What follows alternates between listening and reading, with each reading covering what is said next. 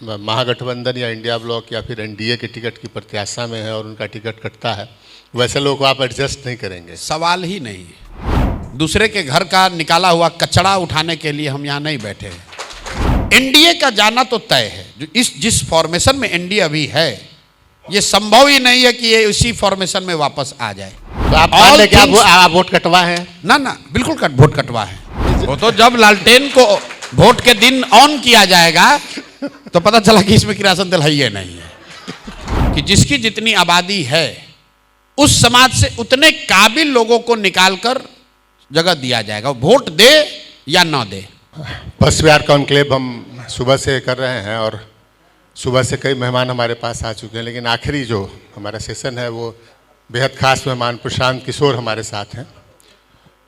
Jan Suraaj party के सूत्रधार हैं, संस्थापक हैं और काफ़ी व्यस्त समय इनका है, चूँकि इन्होंने ऐलान कर रखा है पहले से कि 9 अक्टूबर को ये अपने बहुत सारे उम्मीदवारों के नाम का ऐलान कर देंगे और उस परिस्थिति में इनको बुला पाना ये काफ़ी मुश्किल था, लेकिन इन्होंने समय निकाला, हमारे कार्यक्रम में आए। तो सबसे पहले तो बहुत स्वागत है और बहुत आभार है प्रशांत। धन्यवाद। आप ऐसे वक्त में हमारे सामने हैं। हालांकि कल आपने चुनाव की घोषणा के बाद प्रेस कॉन्फ्रेंस करके बाकायदा अपनी बात रखी, लेकिन चुनाव की तारीखों का ऐलान हो चुका है और अब अगले 40 दिनों में 14 नवंबर तक अब बिहार की किस्मत में क्या लिखा है अगले 5 सालों के लिए ये तय हो जाएगा।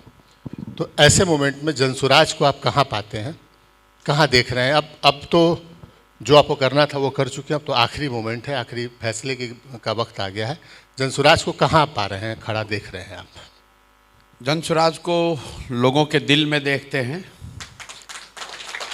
उन घरों में देखते हैं जहाँ पर लोग बदलाव की चाहत रखते हैं, उन महिलाओं के चर्चाओं के बीच में देखते हैं जिनके बच्चे, जिनके पति पलायन करके बाहर चले गए हैं और उनको लग रहा है कि अगर कोई एक नई व्यवस्था जनसुराज की बनेगी तो शायद उनके घर के बच्चे भी पढ़ पाएंगे, उनके पति, उनके बेटे भी उनके साथ यहाँ रह पाएंगे।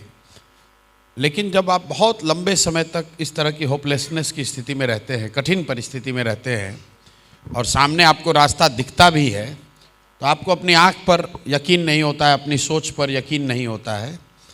और उसी वजह से मैं कहता हूँ अर्श पे या फर्श पे, जहाँ तक जनसुराज की बात को समझने का सवाल है, वो आज बिहार की जनता समझ रही है। बहुतायत लोग ये समझ रहे हैं कि नहीं, बात तो जो कह रहे हैं ठीक कह रहे हैं, होना भी चाहिए, बिहार को इसकी ज़रूरत भी है। वो वोट देगा कि नहीं वो इस पर डिपेंड है कि जो होपलेसनेस रही है पिछले 30-40 साल में, जिसका मतलब ये है कि लोग सोचते हैं अरे भाई इससे बेहतर कुछ नहीं हो सकता है, बिहार नहीं सुधर सकता है, उस होपलेसनेस को पार पाना वो आसान नहीं है। तो दैट्स वाई ऐसे कि people after understanding, listening, debating, they need a leap of faith कि चलो भैया एक बार दाव लगा कर देखते हैं, शायद सुधार हो जाए। वो हमें भी देगा तो उसके मन में ये तो रहेगा ही, क्योंकि वो इतनी बार ठगा गया है कि कोई प्रशांत किशोर, कोई जनसुराज, कोई ABCD आकर अगर उसको बोले तो इतनी बार उसने ऐसी बातें सुनी है, इतनी बार उसको दिखाया गया है सब्ज बाग और इतनी बार उसको ठगा गया है कि उसको लगता है यार ये आदमी भी तो कहीं ठग न ले। इसलिए उसको लीप ऑफ फेथ लेना है और अंत में तो ऊपर वाला है। आप प्रयास कर सकते हैं, अगर बिहार की किस्मत में सुधार लिखा है, यहाँ के लोगों की ज़िंदगी सुधरना लिखा है, तो हम लोग तो निमित्त मात्र हैं। अपनी ओर से प्रयास किया है, ईमानदार प्रयास किया है और आगे के जो दिन बचे हैं उसमें भी कोई कसर उठा नहीं रखेंगे और इस विश्वास के साथ प्रयास किया है कि बिहार के लोग इस बात को समझ चुके हैं तो एक बार अपने बच्चों के लिए जगेंगे, अपने बच्चों के पढ़ाई रोजगार के लिए वोट देंगे और अगर ऐसा हुआ तो इतिहास लिखा जाएगा। 14 नवंबर को सिर्फ बिहार में नहीं, देश की राजनीति एक नई करवट लेगी, एक नया सवेरा होगा। प्रशांत, आपने सब कुछ अपना दांव पे लगाया। आप जब बिहार आए तो आपने सब कुछ अपना दांव पे लगाया। आपका करियर एक, आप अच्छा खासा पैसा कमा रहे थे, आप खुद बहुत बताते हैं। आपकी मतलब एक अलग पहचान थी। देश में कौन ऐसा नेता होगा जो प्रशांत किशोर जिसके साथ जाना चाहे और वो अपने साथ न रखे। तो इस सब कुछ को छोड़ के आप यहाँ आए और अब आखिरी समय है, थोड़ा मन में घबराहट थोड़ी तो हो रही होगी ना? नहीं, देखिए छोड़कर क्यों आए समझिए। बिहार में राजनीति करने का, यहाँ पर सत्ता में आने की कभी मंशा ही नहीं रही। अगर ऐसा कुछ होता तो अभी क्या होगा वो छोड़ दीजिए। 2015 में तो हम लोग चुनाव जीत गए थे और आप तो वरिष्ठ पत्रकार हैं। 2015 में तो मैं जो चाहता बन सकता था, बिहार में कोई नहीं रोक रहा था। जो लोग भी बने होंगे वो मेरी सहमति से बने होंगे। लेकिन जो बनना आप चाह रहे हैं वो नहीं बनते ना उस समय। नहीं नहीं, उसकी जरूरत भी नहीं थी भाई। जो लोग आज डिफेक्टो चला रहे हैं तो उस समय वो उस व्यवस्था में आ सकते थे। आज भी वो बनना नहीं चाह रहे हैं, जो आप समझ रहे हैं कि मुख्यमंत्री नहीं बनना चाह रहे हैं। बिहार को सुधारने के नजरिए से 2014-15 में आए थे। नीतीश जी को ऐसा लगता था सही में कि नीतीश जी अगर रहेंगे तो बिहार सुधरेगा, क्योंकि पिछले उससे पहले 10 साल में बिहार कुछ सुधरता हुआ दिखा था। और नीतीश जी को जिताने में मदद भी करी, जो कुछ बन पड़ा किया। नीतीश जी जीत भी गए, 7 निश्चय भी बना, बिहार विकास मिशन भी बना। लेकिन मैंने कोई पद नहीं लिया, कोई घर गाड़ी बंगला सिक्योरिटी कभी नहीं लिया सरकार से, छोड़कर चले गए। विश्वास था कि नीतीश जी इसको अच्छा चलाएंगे। लेकिन जब वो और उसके बाद हम लौटे भी नहीं हैं। कोविड के दौरान जब मैं बंगाल में था और मुझे ऐसा लगा कि यार इतना संसाधन, इतना पैसा, इतना कांटेक्ट, इतनी ताकत होने के बाद भी जो बिहार के लोगों की दुर्दशा देखी। मैं भी लॉकडाउन में दिल्ली में था और मैंने देखा अपने आंखों के सामने कि हजारों लोग रोड पर मारे मारे फिर रहे इस बात के लिए कि एक बस मिल जाए, और हम जैसे लोग उसकी कुछ मदद नहीं कर सके। मैंने उस समय नीतीश जी को एक बार नहीं 10 बार फ़ोन भी किया, कह रहे भाई कम से कम 10 अफसर तो भेज दीजिए यहाँ पर। उत्तर प्रदेश की सरकार ने बस मुहैया कराया, बिहार सरकार, नीतीश जी कमरे से अपने बंगले से बाहर ही नहीं निकले 1.5 महीने तक। तब मुझे ऐसा लगा कि नहीं, मुझे जीवन का जो मैं रास्ता मेरा है ये ठीक नहीं है, मुझे कुछ दूसरा करना चाहिए। ऐसा कुछ करना चाहिए कि बिहार के लोगों की बेबसी में, बदहाली में मैं कुछ सही में योगदान कर सकूं, उसको सुधारने में। और इसीलिए मैंने जैसे ही बंगाल का रिजल्ट आया, एक दिन भी देरी नहीं किया, लोगों ने मुझसे बात की बंगाल के जीतने की। 11 साढ़े 11 बजे मैंने घोषणा कर दी कि अब ये काम नहीं करेंगे, अब इस काम को हम छोड़ रहे हैं। 1 साल का समय लिया, कोशिश करी कि अपने से हमारी करने की क्षमता नहीं है, तो मैंने कोशिश करा कि कांग्रेस के साथ एक व्यवस्था बने। उनके साथ जो प्लान बनाया कि पूरे देश में कांग्रेस को कैसे पुनर्जीवित किया जा सकता है, और उसमें 6 राज्य ऐसे थे। वो तो देश का प्लान था, लेकिन उसमें बिहार ऐसा एक राज्य था जिसमें जो आज मैं कर रहा हूं ऐसी ही कुछ प्रयास की जरूरत बताई गई थी। मेरी समझ थी कि कांग्रेस वाले तैयार होंगे तो इसको किया जाएगा, मैं बिहार रह के देश भर में उनकी मदद करूंगा, लेकिन बिहार में तो ये सुधार होगा। उन्होंने माना, लेकिन फिर किसी वजह से हमारी उनकी बात नहीं बनी।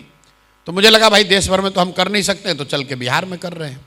इसीलिए मैं कभी कभी कहता भी हूं कि जन सुराज आज़ादी से पहले जो महात्मा गांधी की कांग्रेस थी, कुछ उसी तरह की व्यवस्था बनाने का प्रयास है। आइडियोलॉजिकली, विचारधारा के आधार पर ये उसी के करीब है। वो दौर अलग था, लेकिन प्रयास वही है कि जो लोग भी जैसे आज़ादी की लड़ाई में योगदान देना चाहते थे वो कांग्रेस के हिस्सा होते थे। वो चाहे किसी विचारधारा के लोग थे, वो चाहे गांधी को मानने वाले थे या किसी दूसरे विचारधारा के मानने वाले थे, वो उस समय की कांग्रेस को ज्वाइन करते थे और उनको लगता था हम आज़ादी की लड़ाई के हिस्सा हो गए।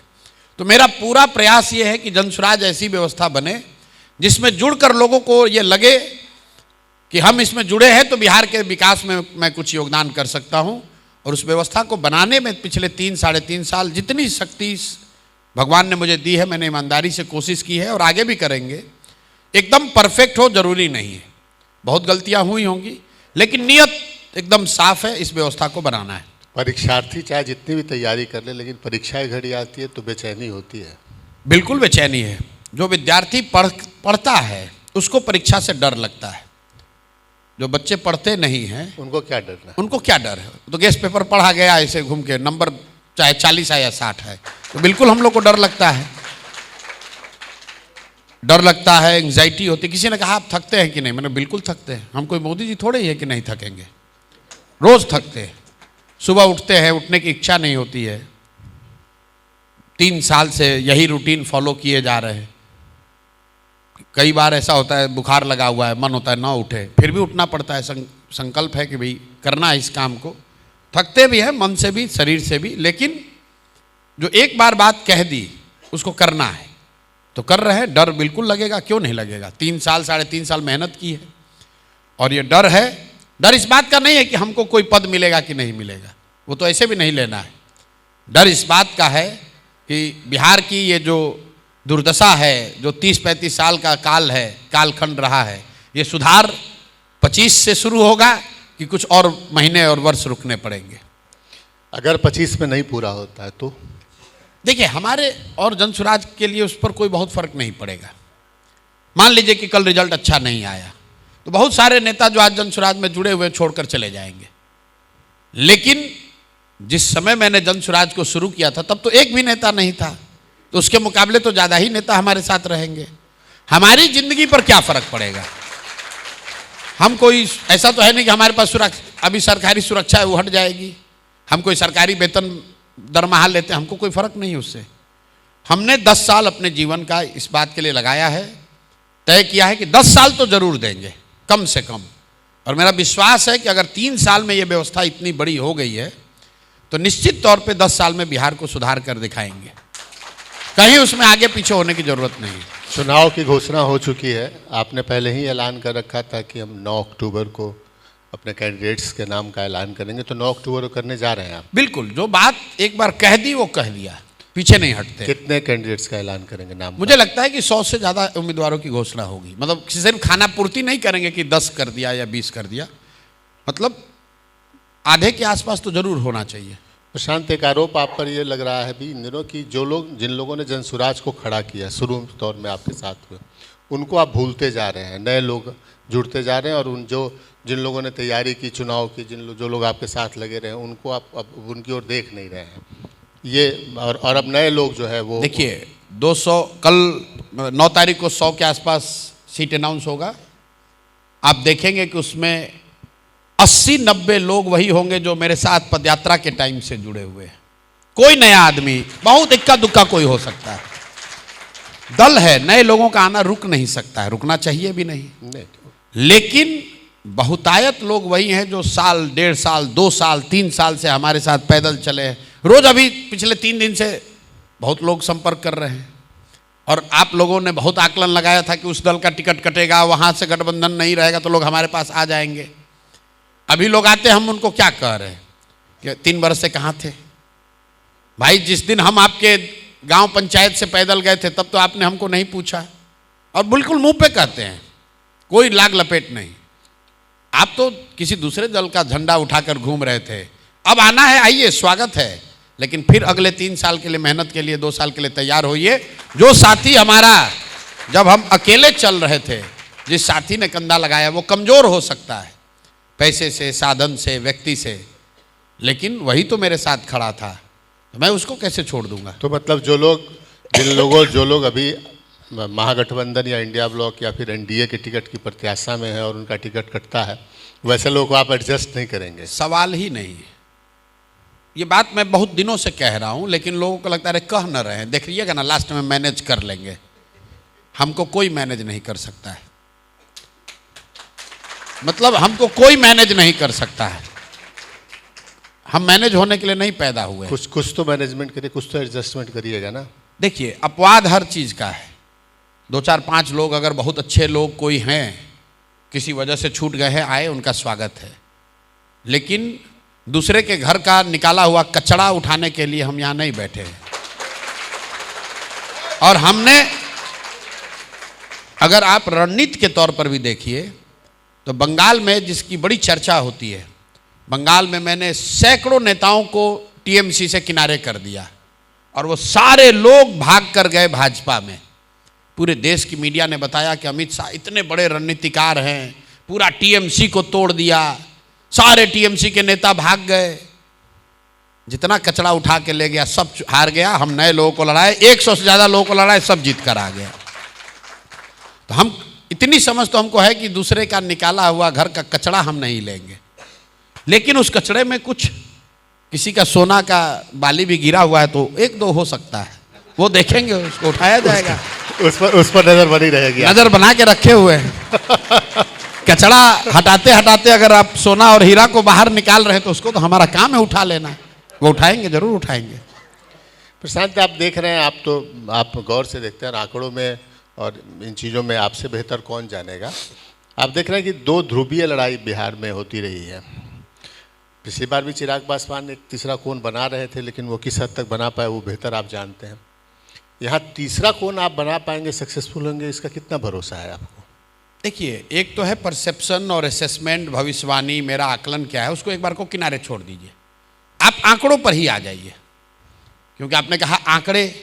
आपसे बेहतर कौन बता पाएगा? पिछले चुनाव में 36% वोट आया है दोनों महागठबंधन को, 72 हुआ। 28% बिहार की जनता ने इन दोनों गठबंधनों को वोट नहीं दिया है, तो 28% तो खाली पड़ा हुआ है। अब आप लोग जैसे विशेषज्ञ कह रहे हैं कि कुछ वोट तो जरूर काटेंगे। अब आप बता दीजिए कितना काटेंगे, आपकी समझ, हमारी बात छोड़ दीजिए। कोई कहता है 5% काटेंगे, कोई कहता है 10% काटेंगे। तो आप दोनों का 5-5% भी जोड़ दीजिए। इससे कम तो कोई नहीं कह रहा है। मेरा जो भारी आलोचक है वो भी कह रहा है 5% तो वोट काटिए लेगा। तो 10% वोट भी, एक मिनट, 10% वोट भी आपका अगर कटा, 5-5% कटा, तो 36 पर आप थे, आप आ जाइएगा 30 पर, और 10 को जोड़ दीजिए 28 पर, तो हम आ गए 38 पर। मतलब आप लोग, कई बार क्या होता है ना, आदमी सामने दिखता है उसको देखना नहीं चाहता है। मेरे भाई, मैं ये नहीं कह रहा हूं कि जो 28 उनको नहीं दिया वो सब हमको दे देगा।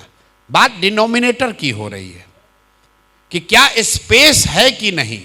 बिल्कुल स्पेस है। 1/3 लोगों ने इन दोनों महागठबंधनों को वोट नहीं दिया था। वो 1/3 लोग तो इनसे कन्विंस नहीं है। अगर उसका आधा या आधे से ज़्यादा वोट जनसुराज लेता है तो 15 से 20% वोट तो वही होता है।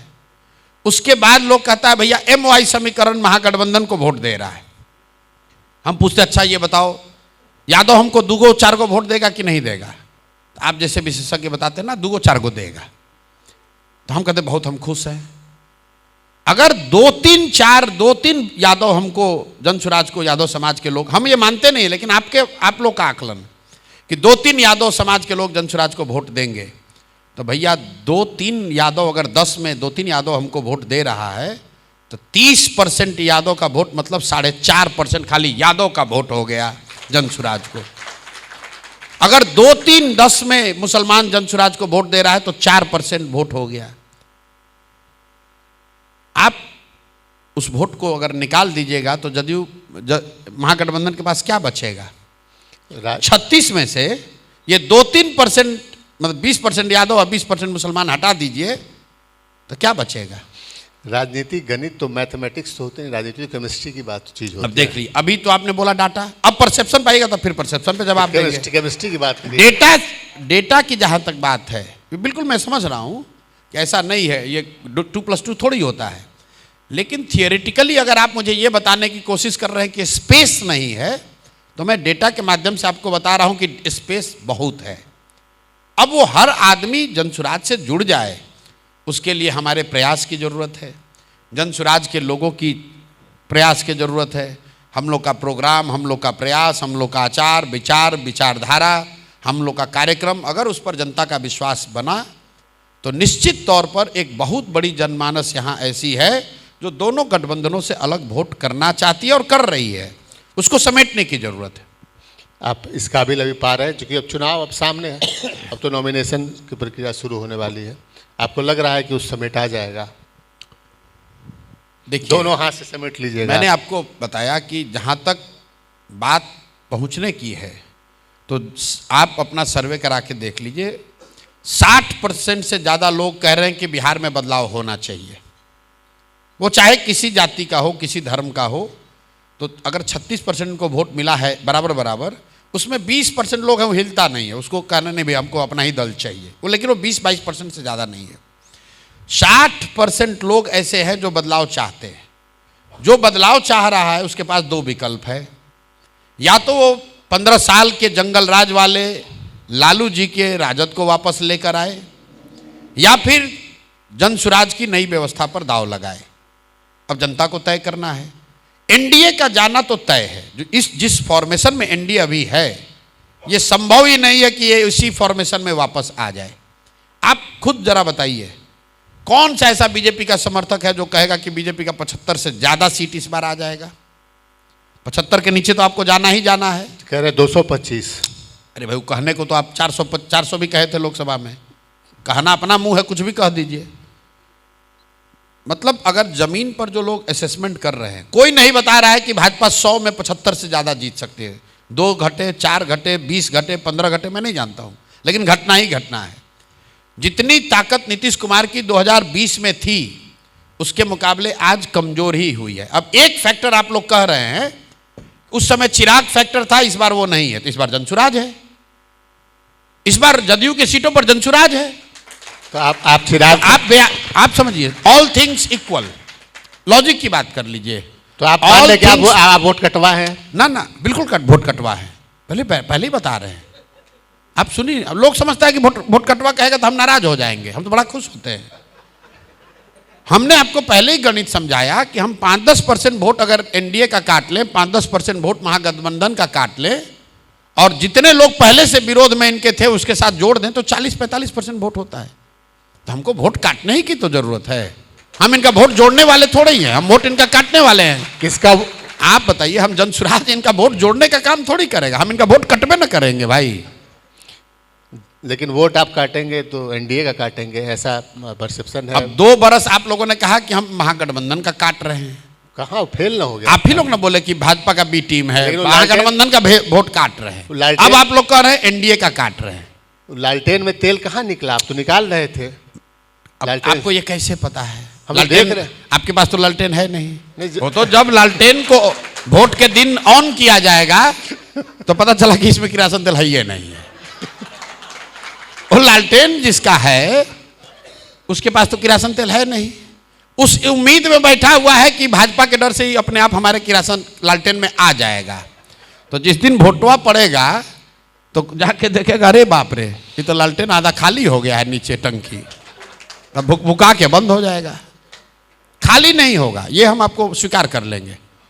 मैं ये दावा नहीं कर रहा हूं कि सारा मुसलमान है जिसको ये किरासन तेल की तरह इस्तेमाल करते हैं वो महागठबंधन को छोड़ देगा, ऐसी बात नहीं है। लेकिन उसमें से एक बड़ा वर्ग छोड़ेगा इनको। 40 सीट मुसलमानों को देने जा रहे हैं आप इस बार? जितनी जिसकी आबादी है उतना उसको सीट मिलना ही मिलना है। सिर्फ मुसलमानों को क्यों, 15% अगर यादव समाज के लोग हैं तो निश्चित तौर पर 30 लोग, यादव समाज के लोग भी 30 से कम नहीं लड़ेगा, ज़्यादा ही लड़ेगा। अगर 18% मुस्लिम हैं तो उनको 18% सीट मिलेगा ही मिलेगा। ये कोई पैरवी की बात नहीं है, क्योंकि जब जनसुराज बना तो सिद्धांततः हम लोगों ने कह दिया कि जिसकी जितनी आबादी है उस समाज से उतने काबिल लोगों को निकालकर जगह दिया जाएगा, वोट दे या ना दे। लोग यही तो कहते हैं भाई आपको यादव वोट नहीं देगा, आपको वैसे वोट नहीं देगा। तो भाई किसी को 100% लोग तो किसी को वोट नहीं देते हैं। हम अपने उससे गलती क्यों करें? जनसुराज गलती नहीं करेगा, समाज को तय करना है कि वो उसको साथ रहना है कि नहीं रहना है। हम गलती नहीं करेंगे। पैनोरमा ग्रुप, जो सोचता है वो करता है। ये लो मुंह मीठा करो, आज मैंने अपना जॉब छोड़ दिया, अब हम पूर्णिया वापस जाएंगे। जॉब छोड़ दिया है? मतलब ये घर कैसे चलेगा, हम करेंगे क्या, और माँ बाबूजी क्या बोलेंगे? इसलिए मैं एक और मिठाई का डब्बा लाया, अपने बिजनेस के लिए लोन अप्रूव हो गया। अरे लोन अप्रूव हो गया वो तो ठीक है, लेकिन पूर्णिया में हम रहेंगे कहाँ? अपना घर भी तो नहीं है वहां। इसलिए तो एक और मिठाई का डब्बा अलग से लाया हूं। हमने पूर्णिया में घर ले लिया है, पूर्णिया के ई होम्स पैनोरमा में। पूर्णिया में पैनोरमा ग्रुप लेकर आए हैं ई होम्स पैनोरमा। बड़ा घर, आलीशान जिंदगी और अत्याधुनिक सुविधाओं के संग। अरे अब क्यों मुंह मीठा करवा रही हो? क्योंकि हम घर वापसी जो कर रहे हैं। घर वापसी की खुशी पूर्णिया में ई होम्स पैनोरमा के संग। E homes panorama, luxurious lifestyle redefined.